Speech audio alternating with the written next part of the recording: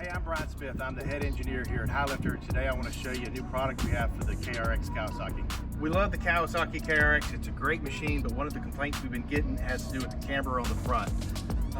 We noticed this on a lot of the Kawasaki straight off the dealership floor, that the camber is in, and you can actually look at it when you compare it to this T-square. It's quite a bit. It's like 87 degrees.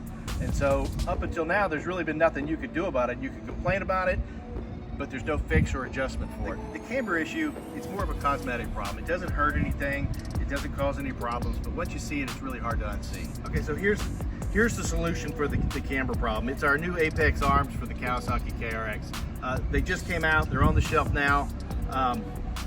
What's unique about these is they have the adjustable collars that we have on all our APEXX line. These things will adjust up to 3/8 of an inch in and out, so that you can actually correct this camber. As I've stated in other videos, that these things are alloy steel, they're heat treated. It's like having a 1-inch grade 8 bolt on the end of your control arm. 1.5-inch DOM, 120 wall thickness.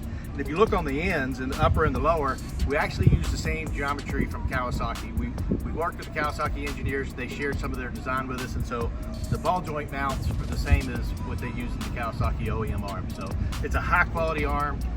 It solves a problem, and you should not have any problems. And it's an engine out forward too, so you can put bigger tires on. Hey, this is Brian Smith, and we're back. We just got done with this build for Houston Motorsports, and just wanted to show you how this camber issue came out.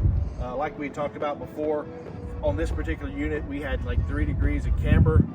We've got the Highlifter forward arms, and now you can see that we still have adjustment left, and now these things are almost vertical.